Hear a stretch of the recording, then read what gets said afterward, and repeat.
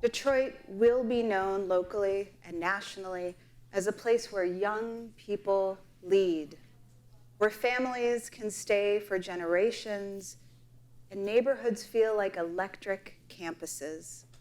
Folks of all ages exchanging and engaging in ideas, and where people have the resources they need to thrive. Skillman's focus is keenly placed on the express lane into this exact future.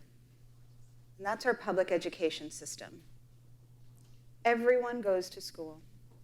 Schools are the center of thriving communities. We are aiming at collectively reinventing education so it's innovative, it's customized to each student's need, it's nourishing. It is a hub for communities today while supercharging youth to be able to redesign tomorrow. To get there, we're leaning into our foundation's superpowers. We have access to capital, and we have connections to brilliant people most proximate to education systems. And we have connections to brilliant people inside of policy spaces, inside of business spaces, and more. The theme of this conference is bridging. And this is one of our strategic themes at Skillman. We are radical bridgers. We know that we all need each other to get to where we're going. And we especially need young people. And so the Skillman Foundation is placing a bet on Detroiters. We're placing a bet on young people, and we're placing a bet on root cause work. Our new strategy, called People-Powered Education, is rooted into tapping in today's community brilliance, and it's connected to policymaking to ensure there's long-term sustainable change. Rocking with young people is just a bonus of our work. When we first came to the Mackinac Policy Conference with some incredible young people 2 years ago, talking about Gen Z felt new. Today, most of you probably know a fair amount about this generation. Like that there are 1.8 billion young people on the planet. Aged 13 to 27, Gen Z is in school, they're in the workplace, they've created their own businesses on and offline, they are deeply involved in social impact work. They are dominating TikTok, YouTube, Discord. They are ruthless about millennials. They are upfront about mental health. They are making and breaking people, brands, influencers, and past ideas on the daily. Books are being written about them. John Della Volpe, a pollster from Harvard's Institute of Politics, wrote Fight, How Gen Z is Channeling Their Fear and Passion to Save America. This book is an incisive look at how Gen Z is and will continue to have a powerful impact on policy. Let me ask this audience a few questions and answer only if you're comfortable. How many have had a close friend or family member who suffers from anxiety or depression? How many of you have had regular active shooter drills in your workplace? How many have a friend or family member who has been a victim of gun violence? Della Volpe's book begins with a foreword from David Hogg, one of the victim-turned activists who survived the brutal school shooting in Parkland, Florida. He writes of his generation, Gen Z, and I quote, "We are a generation forced to grow up in fear of becoming victims of gun violence in our neighborhoods and in our schools. We inherit a natural world that may have already reached its tipping point. At every turn, our institutions are failing us and we are paying the price.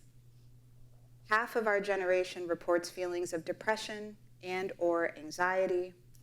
The government reports our stress levels are twice those of adults over 30. But rather than becoming cynical or retreating from these challenges, we fight back. And because of this exposure to the fragility of life, to the fragility of institutions and of the planet, blind faith in what currently exists is gone. This is a generation of entrepreneurs, creatives, agitators on behalf of social good, committed to live in purpose. As someone who hangs out with Gen Z a lot, I can tell you that the big ideas are real, the humor, at times beguiling, the language, no cap is Riz. When my 14-year-old heard me rehearse that, she was like, "Mama, please don't do that, please." And we're just beginning to understand the depth of Gen Z's power and influence. What I can tell you is that when one studies the past 50 years, every single social justice movement that changed the world was led by young people. And there are reasons for this. One, they're closest to the problems. They are at the bottom of the privilege pyramid, and they bear the brunt of adult decisions made on their behalf without their wisdom. Two, they are natural risk takers. We discuss how the frontal cortex is not fully formed until you're 26 as a negative. The upside is that they are bold, they are naturally brave, they are not burdened by aversion to risk that comes with age. This does not mean that many of us agree with the way young people go about change. We may not agree with the approach, we may not agree with the message, or even the change that is being fought for. But that is not the point. The point is that change, plate tectonic change, is happening. And it's all around us.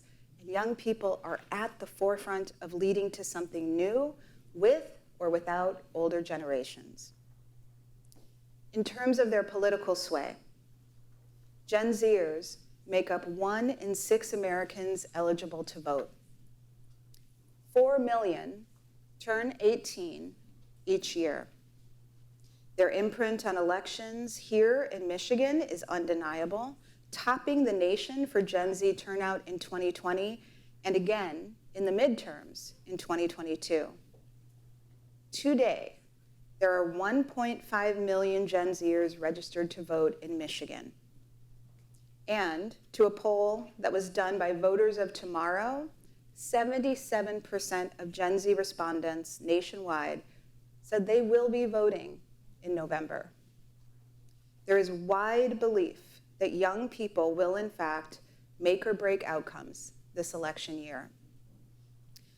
Today, youth calls for policy changes top the news cycles and are being heard in places across the country, from college campuses to cities to towns. We hear from those whose voices are the loudest in those news stories. But the truth is, there are a range of questions and ideas that Gen Z is lifting that go unreported and unrealized. Remember the description of Gen Z I shared in the beginning? Big ideas, entrepreneurial, motivated to fight the status quo. All of this means that politically, Gen Z is completely up for grabs. They are not beholden to one party or another, extremely values-driven. They vote with their dollars, their social media platforms, and they also vote on who has pissed them off the most and who has engaged with them the least. Often in spaces like this, we talk about young people without young people. But if we leave a policy conference and avoid hearing from young people in this moment on policy, then shame on us. Let's turn to our panel, offering a multitude of perspectives from two Gen Zers of different political leanings that are offered here without partisanship. Keep in mind, they're not speaking for all of Gen Z, although many of their ideas do reflect the youth polling research from John Della Volpe. I instead encourage you to keep the conversation going with the Gen Zers in your own circles long after this panel ends. The question isn't, do you agree? The question is, are you listening? Let's meet the panelists. Joining Angelique Power on stage, please welcome Youth and Community Organizer for Congress of Communities, Esther Guerrero, and Grassroots Coordinator and Policy Advisor for the Small Business Association of Michigan, Jacob Manning.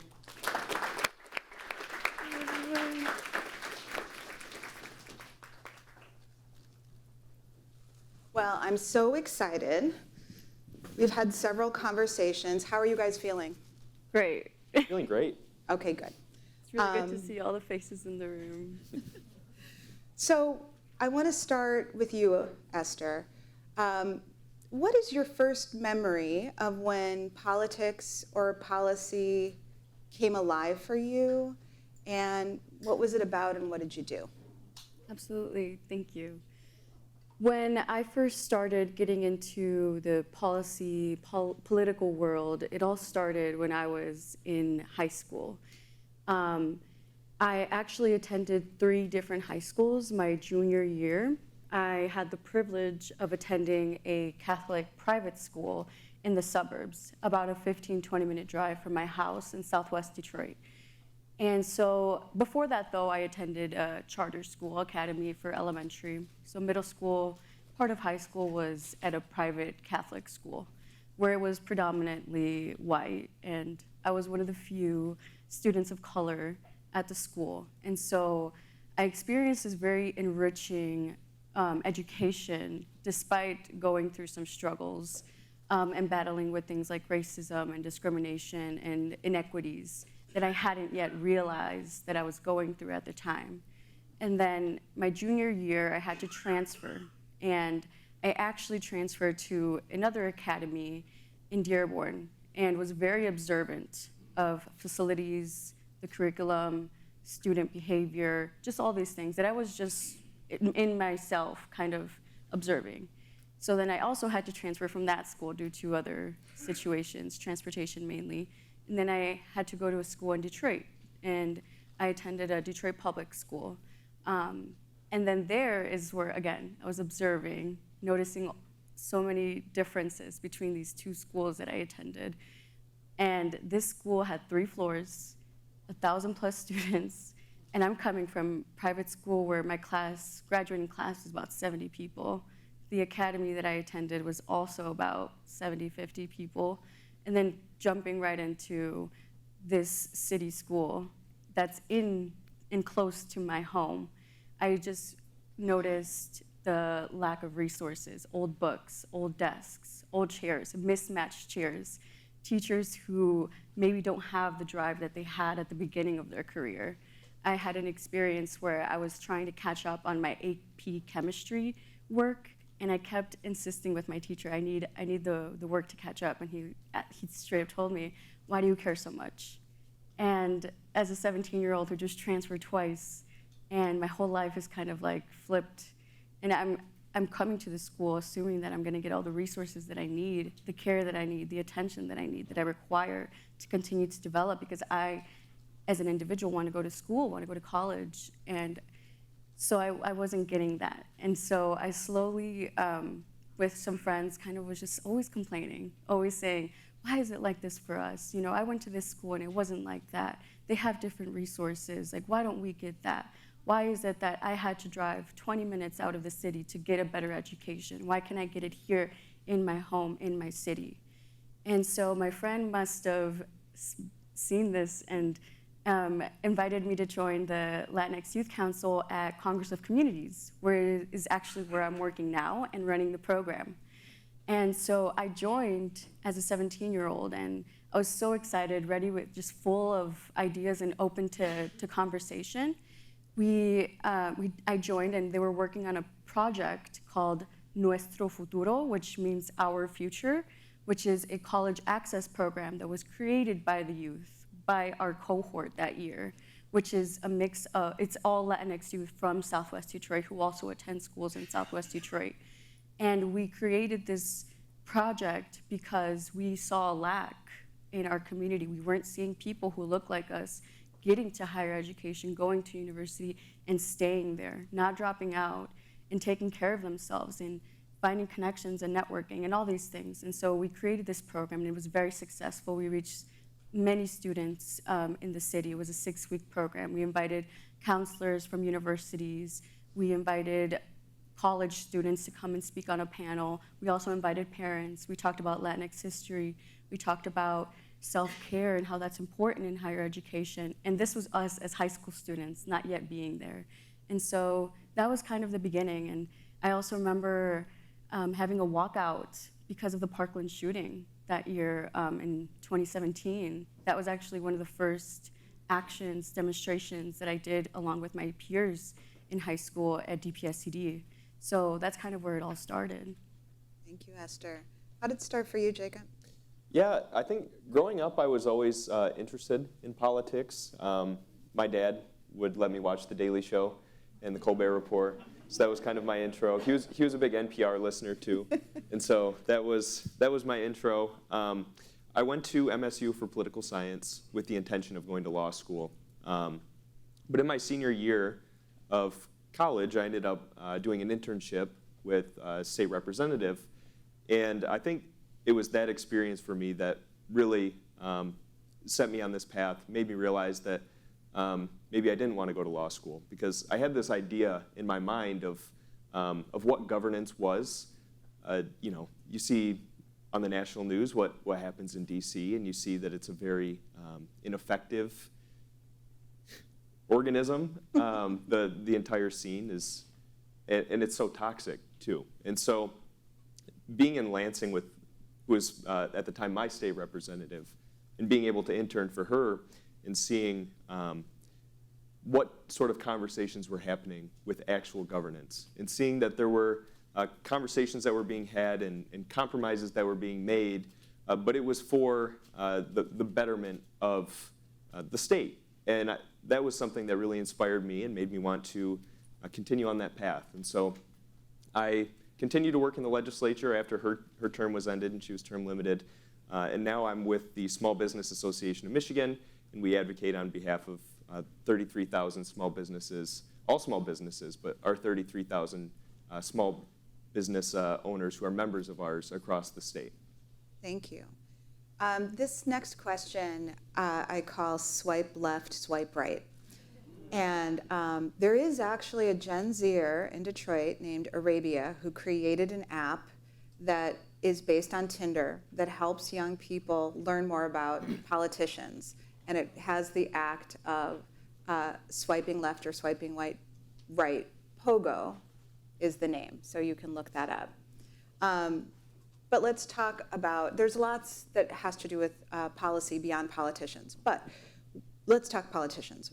What makes a politician attractive, and what are deal breakers? Jacob, you start.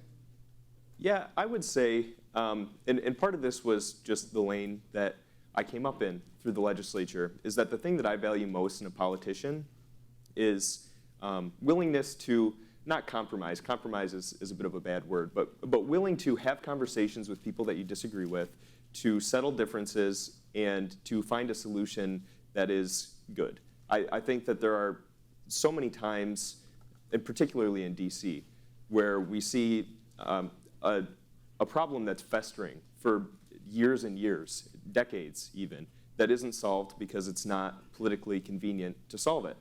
And so what I like out of a politician is someone who's willing to make that sacrifice, even if it's not politically convenient for them. For me, it's those folks who are on the ground with the people doing the work on the ground, who show up when they're invited to one of our community meetings, who are also planting in our community gardens. I think that's what's attractive for me from politicians. Those who follow through with their word, who really listen to community, and who show up for community, who are present when it's necessary, and who are going to speak for us when the time comes, and that are taking the things that we are asking with them, truly, and passing it on to wherever it needs to go. I think a perfect example is Stephanie Chang. She's great. She's always showing up in our community, always at even family parties, things like that. It just shows that you are a part of us, a part of the people, and that you're truly wanting to work with and for us. So that, to me, is what's really attractive about political candidates, someone who's with the people. So let's talk about the presidential election. The common refrain that we hear a lot is that the two candidates are too old. And we know that in the past, some of the most successful politicians were younger. Take JFK, who ushered in a young family into the White House, and it captivated the country. Take Obama, who during his campaign leveraged the power of youth and social media to go viral. There's the phenomenon of college students with Bernie Sanders, and the figure under whom Gen Z really developed their political consciousness is Trump, for either way or all the ways. So I want to ask you first, can you be too old to be in politics?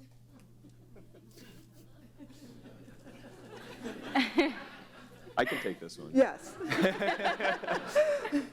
I think that we're in a moment now where it is not politically advantageous to be older.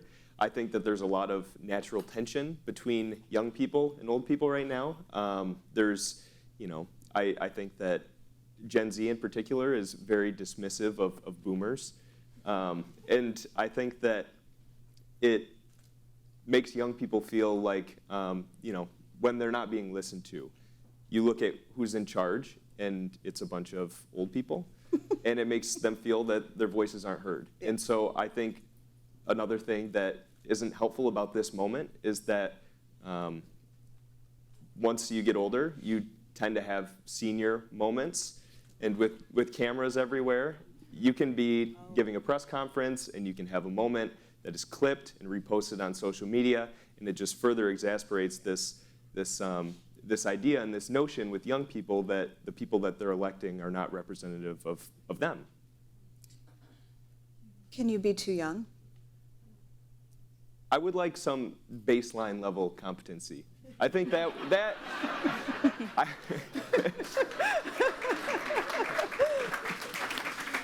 I think something would be nice. And I think if you have like a large body like the House, I think maybe it is helpful to have some young people and have a diverse group of people who truly speak for the populace. But I think that life is complicated as it is. Just growing up, I feel like I've been learning so much just in the past 5-10 years. I can't imagine also being tasked with making decisions for people while trying to figure out how I'm making decisions for myself.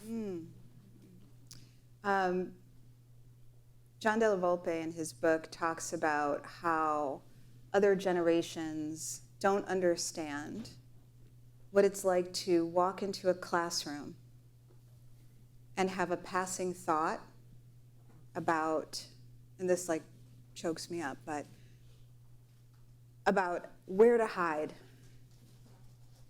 in case a shooter comes into the room. And he makes the point that the passing thought, it isn't a conceptual worry. It is really a passing thought about daily acts of survival. So when I think about that and I contextualize so much of how Gen Z is showing up right now, it makes a lot more sense.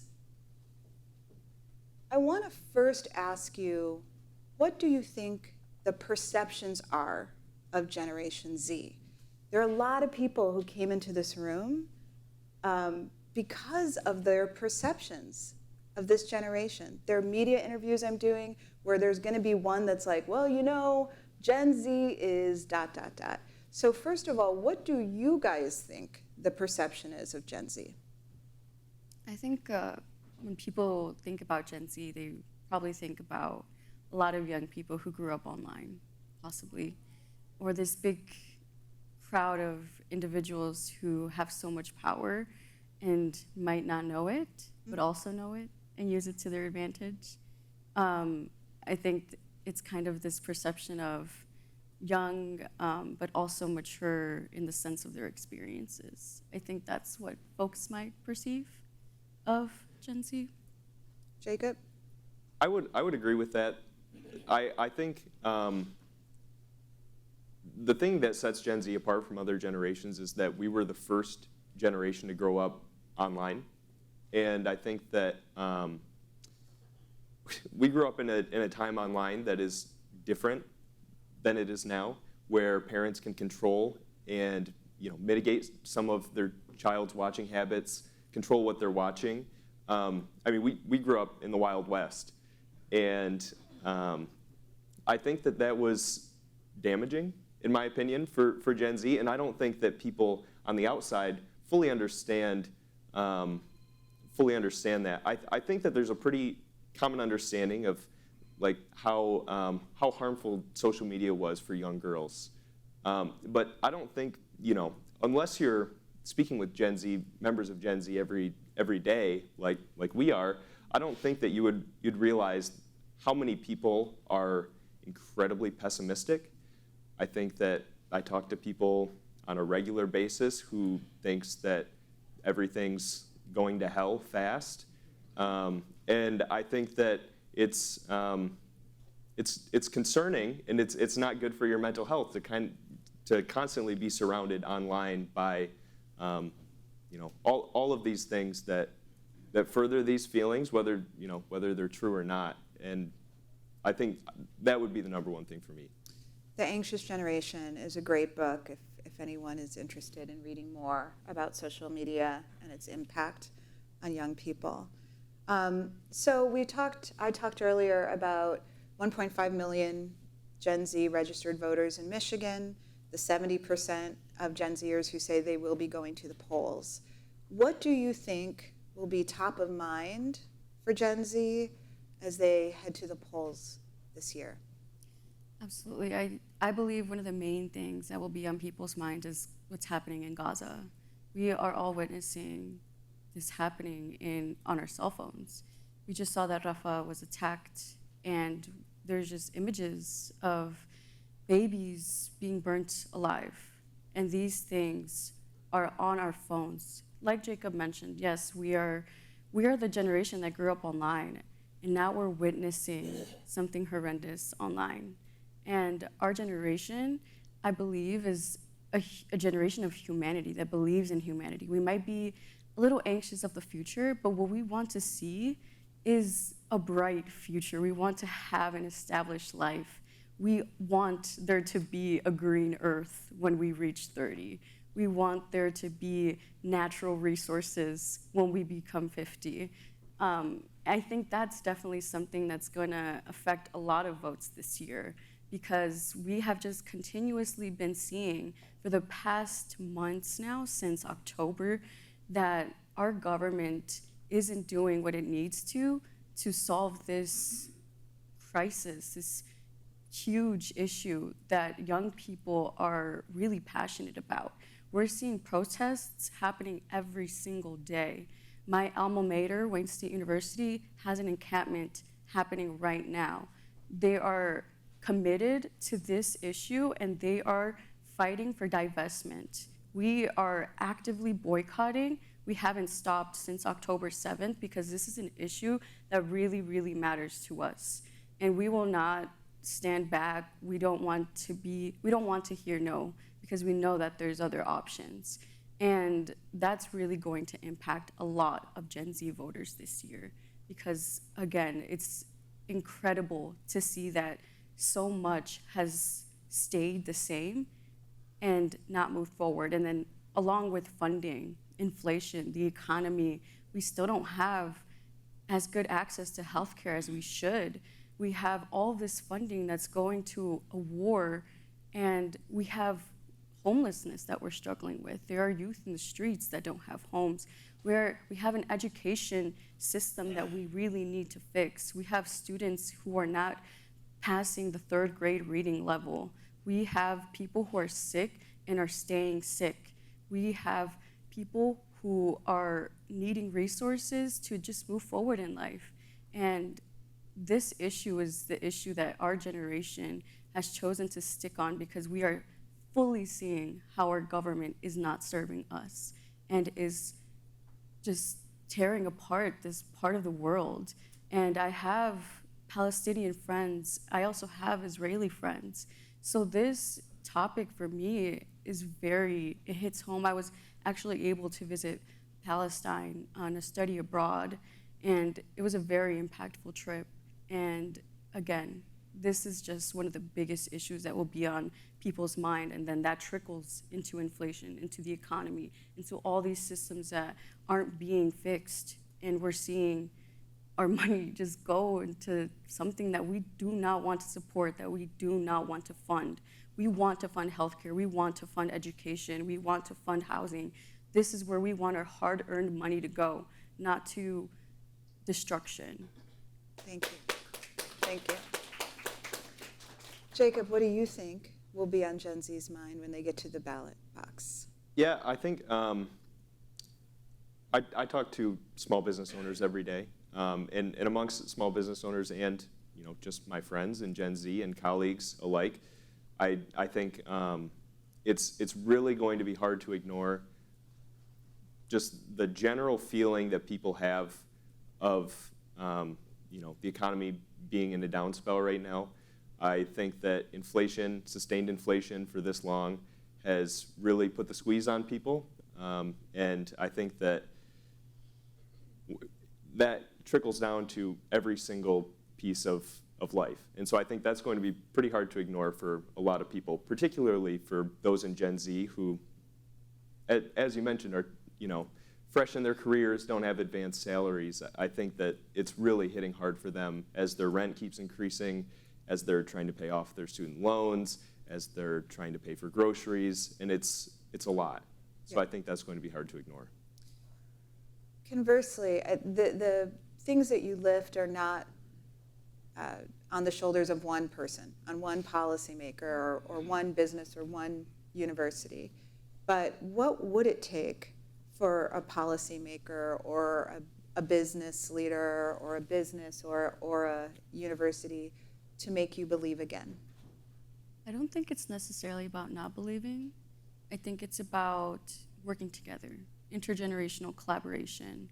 The question earlier about, is a person too old? Maybe to make decisions for a population that's really young, but what I think is a great idea is mentorship. What I think is a great idea is telling us stories. Storytelling is powerful. Tell me what it was like for you growing up. Let me know what you experienced and how that went and what I can learn from it. I think that's what's important, that we work together so that we can see the change that we want to see, because we believe that there's a change. Gen Z believes that we will make a better world for ourselves, because we have seen, we're a generation that's just a mix of people. We come from different backgrounds, different cultures. We all look differently. It's not just one, but together we are one. And I think that if politicians see that alike with us and are willing to work with us and are willing to teach us and guide us, that's what we need to move forward. And that would give a lot of folks the ability to believe again. But I don't think it's about not us believing. I think we believe, we're ready to do the work. We're ready to work together. And I think that's what we need to figure out. How do we do this? How do we learn from our elders And how do we accept the knowledge that they're giving us, but how do our elders also accept that this is a different time and that things are changing and will continue to change? And so it's a balance, but it really does need to become an intergenerational collaboration. I'm going to open it up to questions after this last question, so get ready. They have mics. They're going to run around. My final question is, what unites us as Americans?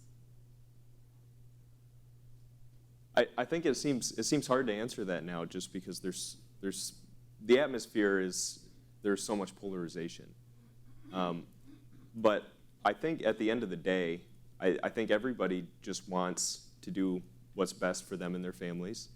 I think that that's at least a base, and that's something we can build on. There's so many different ideological differences in the United States, but at its core, we're all trying to row in the same direction. I agree. I think our humanity is what unites us. I'm proud to be an American. I'm also proud to be a Mexican American.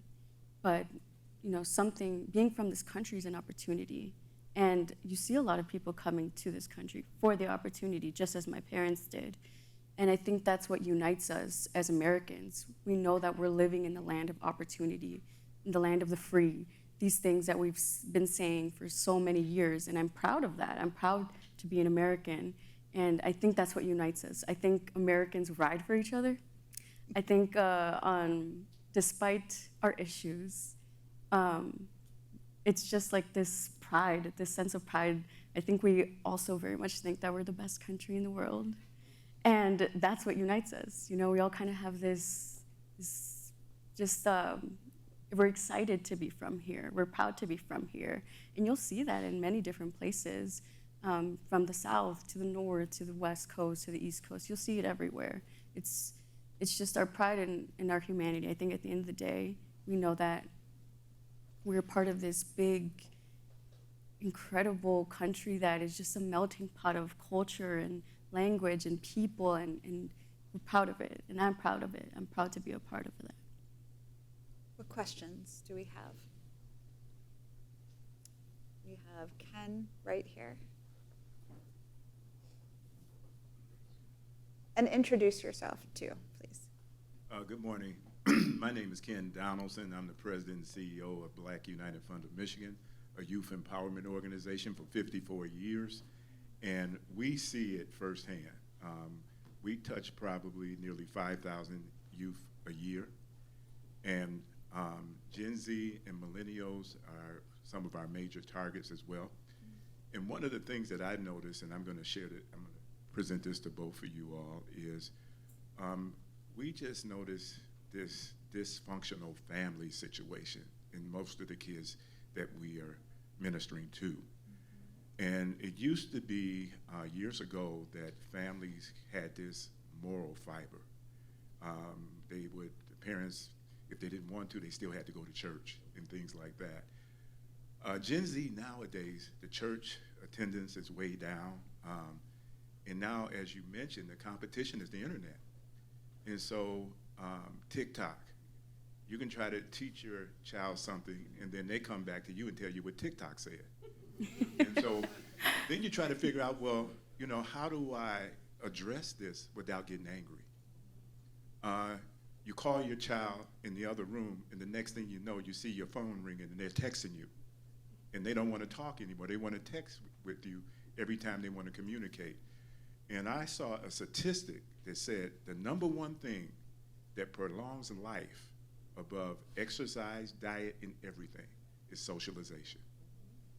And so our kids now are really kind of, withdrawing, connecting to the technology. And that's what's raising them. And so my question is, how do we break that? Because I know the family used to be the source of success of children's future. That ain't working no more. So do you have any recommendations of how we can rebuild strong families and disconnect them from the things that creates the evils of society? Thank you for your question. I have an answer. Okay. I believe that restorative practices are very, very helpful. Like Angelique mentioned, we're kind of this generation that's full of anxiety. We went through 9/11, recession as kids, and now we're growing up. We're witnessing war right before our eyes. All these things that just make us want to lock ourselves up in a room and not talk to anyone. Maybe not even talk in person. Maybe that's the best way to reach that individual in that moment. And that's, again, where we need to work together to understand where we are now with technology, and youth also need to understand how it was then without. And there needs to be that conversation to reach a middle ground, a compromise of what can we do to still communicate, but considering the background, the context. Like, why are you feeling this way? Asking those kinds of questions. What can I do for you? What's a better way for communication for you? I think a lot of the times young people aren't fully seen. I think they have a lot of pressure on their shoulders. They have a lot of social standards that they're struggling with. I mean, think about when you were 13, 14, 15. It was a very anxious time, I'm sure. And now with technology, it's even harder. So I think looking into restorative practices is very helpful and has been helpful for me. Not even just with working with young people that I do, but with myself, learning how to engage in dialogue and not getting upset with maybe something that I don't agree with. And I am actually an individual who's religious. I practice my religion and I do attend church.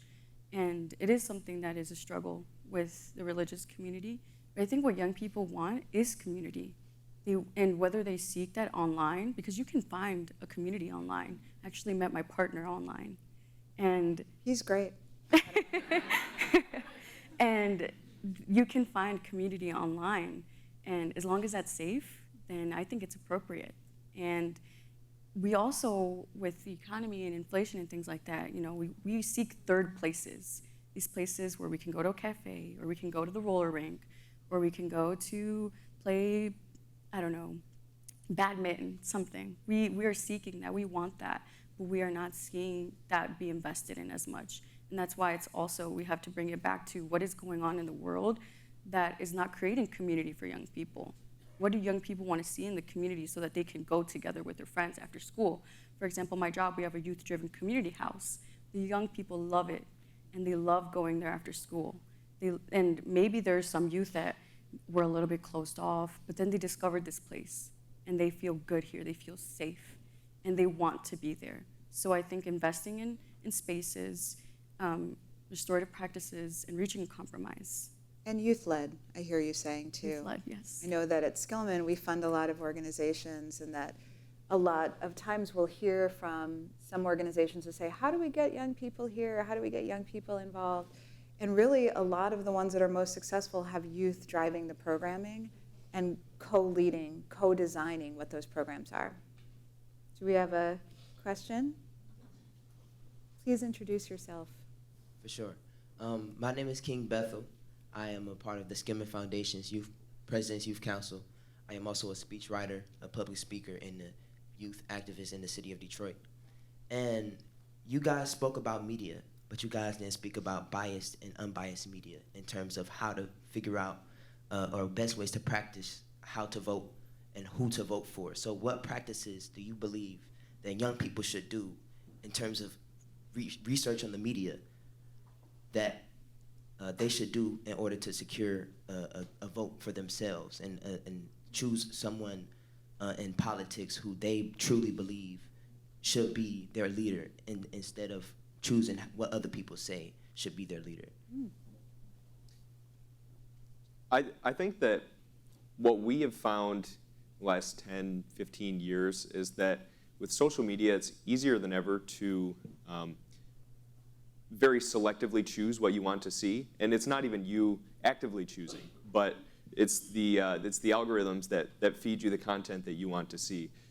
And so I think it's important for people to make a conscious effort to actually do their own due diligence, because what you're served on your feed is just going to be what you want to see. And that's what leads to a lot of polarization. And it's not just Gen Z, but Gen Z is certainly certainly victim to this, where the only time that you actually engage with an opposing viewpoint is when it's, you know, some cherry-picked crazy person who is, you know, their argument is shot down on something that you see. And so I think that that leads to a lot of people not actually feeling that they have to challenge their own views.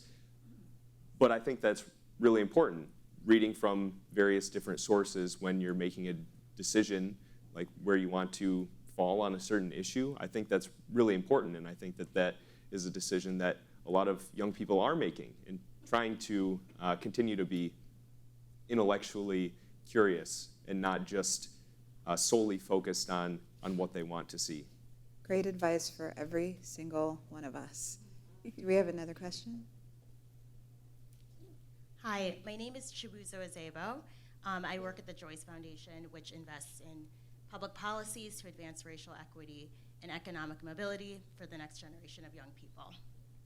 My question is, what recommendations would you have for the education sector and the employment sector to help ensure that Generation Z is college and career ready? I definitely believe forming a community is very important so that young folks are college and career ready. Creating networks, I think connecting them with people. I am a product of being invested in. I am a product of networking and being connected to different people. I actually see Vanessa Reynolds in the crowd, who helped me get into Wayne State University, which is where I graduated from. And from there, I was able to connect with so many different people. I was connected to the Skillman Foundation, which is why I'm here today. So I think connecting them to the opportunities, people that will be able to play an impact in their life. I also believe talking about their own history. What does their history consist of? Whether that be, how did they get to whatever city they're coming from? So for example, with our youth council, we actually task them with interviewing their parents and asking them, how did you get to Detroit? Because a lot of the times, the youth that are on our council, parents are immigrants, they're first generation. So it gives them a sense of belonging and pride. And it also helps them understand their parents' struggles, if there was a struggle. And that gives them, again, the sense of pride of, I'm from Detroit, but I'm also from this place. This is my history, my personal history. And then extending that to their ethnic history. What does that look like? And that just builds so much pride, and it leads to success, because you are just, like today, we were kind of, Angelique, we were like, we're gonna call the ancestors. And the ancestors are here with us. And that kind of, it makes me feel good, because it feels like I'm representing something bigger than myself. And for any young person, I think that would give motivation. And I will say as well, just talking about self-care and how, when you get to college, how do you stay there? What do I do when I'm struggling? What do I do when I don't know where to go? And pointing to where are the resources, who are the people that you need to speak to, and furthering that connection. I think always being available for questions, and if you're not available for questions, connecting to someone else who would be available, I believe. And then going deeper with the education system, I believe we need to create more critical thinkers. So introducing them to concepts like analyzing an article, or dissecting research, things like that are really helpful. Teaching them about root cause analysis, and because those are things that are going to come up in college. Introducing those things early on is what will prepare folks to, once they get to those higher parts. Thank you. Yep. Brian Calley, Small Business Association of Michigan. Full disclosure, I work with Jacob. I wanted to drill into this question that was asked a few minutes ago. You get surrounded by algorithms to kind of reinforce what you already believe. We all are, and they're really, really good. These algorithms are highly, highly effective. What role does seeking out opposing viewpoints play? Is it something that you actively look for? Who disagrees with my position, and how can I learn about why? Is that, like, how do you just go about checking your own biases? Yeah, I think the biggest piece of it is just not being a passenger, not just viewing what is shown to you. I think that actively seeking out opposing viewpoints is really helpful and healthy. And so, especially now, when you can see something online that looks like it's an unbiased source and isn't. You can see things online that are just factually incorrect. So I think cross-checking certain stories with reputable sources and trying to diversify your web of where you get your information, I think is all helpful. I know some Gen Zers who purposefully do not like certain things that they see that they like, and they purposefully like other things that they don't agree with, so that they're trying to outsmart their algorithm and their own For You page. And so I think that's a pretty interesting strategy. To add to that, I also think that you could just follow maybe a news outlet that has an opposing view and a news outlet that has your like-minded view. It's something that I try to practice. Alice.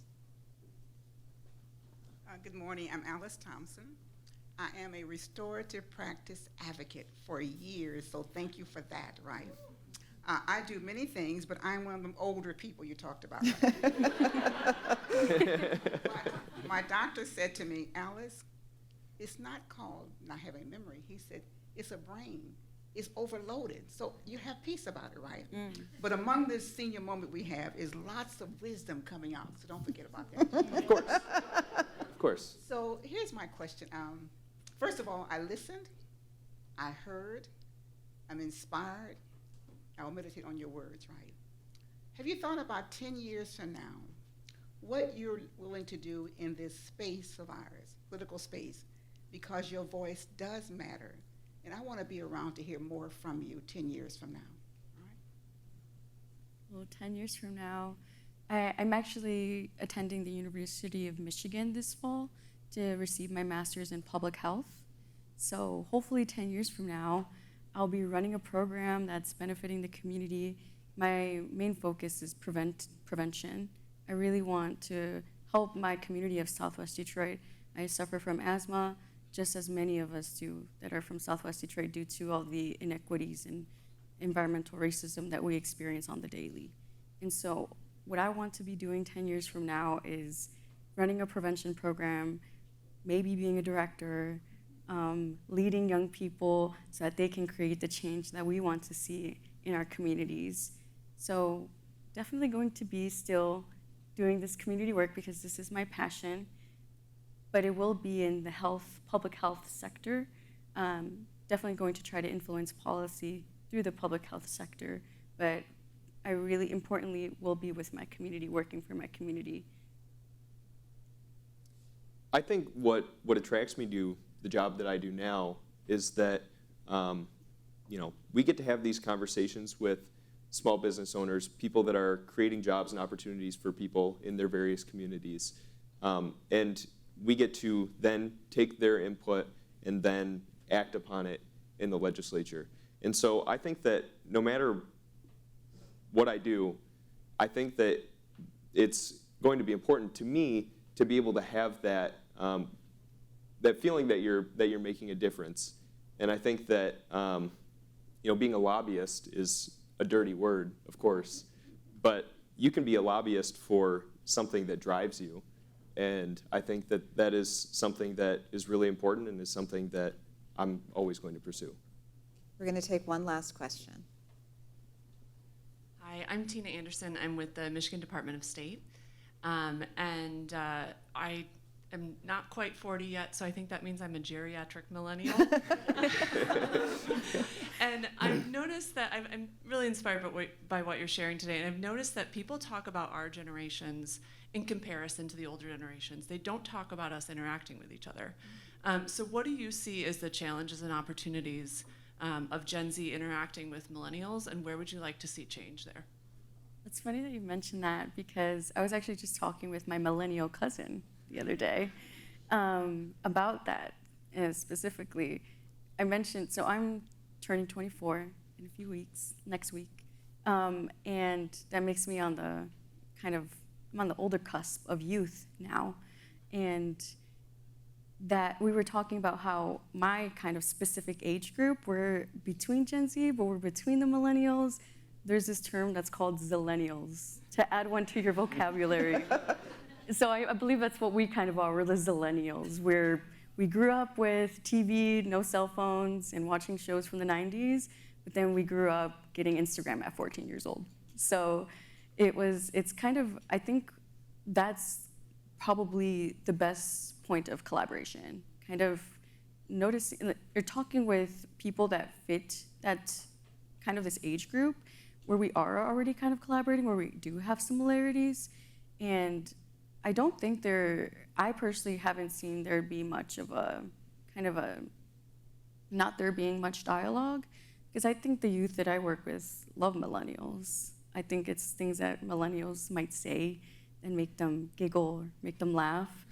But I think feeding into that, because that's always a good thing. And if you create a comfortable relationship with young people, they'll always be open to you and always be willing to work with you. And that could be done by feeding into the millennial jokes or feeding into just the differences and uplifting them rather than being like, oh, this, and that. I think a lot of the same issues that Gen Z is currently struggling with are the issues that millennials are struggling with. Struggling to afford housing and rent, struggling to pay off their student loans. I think that there's a lot of common ground there, and I think Gen Z and millennials should be naturally allies, even if you grew up in the 90s and we grew up in the 2000s. And Gen Alpha is on the rise, 0 to 12, and they've got Gen Lost Z cause. jokes. So Already? Oh, already, you guys are on blast. Thank you so much for joining us today. Continue the conversation.